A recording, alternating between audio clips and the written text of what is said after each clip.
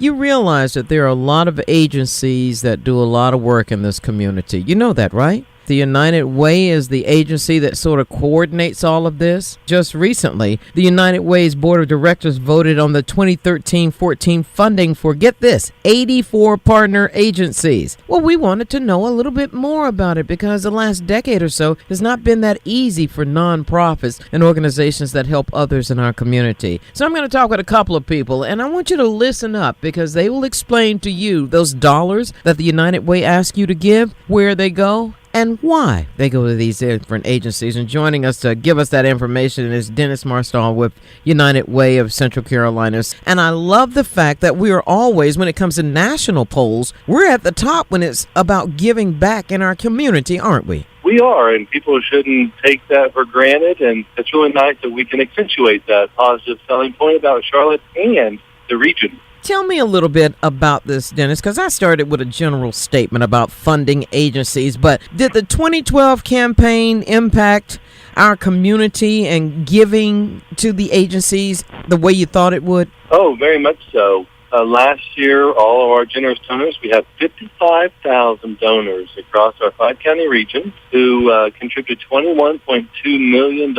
And that was about a 1.5% increase over last year. So, we are one of the few funding organizations to have an increase year over year in these tough economic times. Yeah. But more importantly, for the last 4 years, United Way has consistently been able to give at least $16.5 million to support our agencies. And that consistent funding has been so crucial to have a stable funding source for our agencies delivering the great services. Well, it makes me also ask the question about the agencies receiving the dollars. There were agencies that got increases, whereas in the past you've said all we can do is hold the line. How have they been responding to all of this?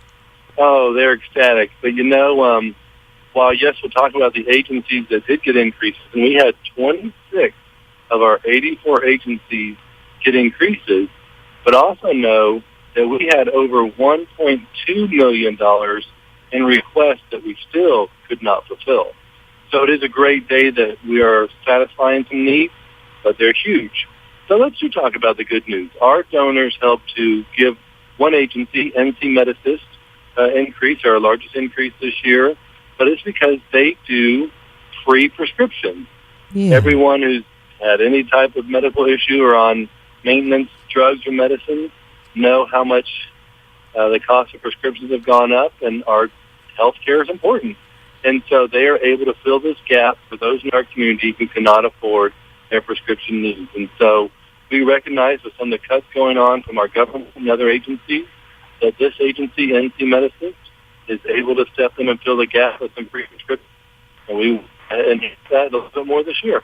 Well, the thing that impressed me as well is I want folks to realize the agencies that are helped by the United Way cross the gamut from children to senior citizens, from food nutrition to the medical assist of helping people with their prescriptions, because that's a major thing. If you can't get the medicine you need, that adversely affects your life. It could possibly cause you to lose your life, and those dollars make that type of difference. So in doing this and determining how much they get in other agencies, I'm sure that there are additional agencies that say, United Way, we need some dollars. Can you help us? Oh, yeah, there's a lot of interest in being United Way funded.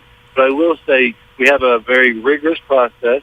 We want to ensure our donors that the agencies that we support and drive their money towards are financially viable, have the ability to deliver the services they say, and can generate the outcomes that they claim. And so we have a community-wide citizen-involved process to review applications. And then really it's volunteers. Volunteers help United Way staff determine what agencies are funded at what level. So we can't fund all the agencies. We have a waiting list of agencies. But as you said, we do target those agencies who serve children and youth, to provide services in health and mental health area, and also those who provide some housing, shelter, and some financial stability services. So those are our key services, and those are the types of agencies that we look to fund with donor dollars.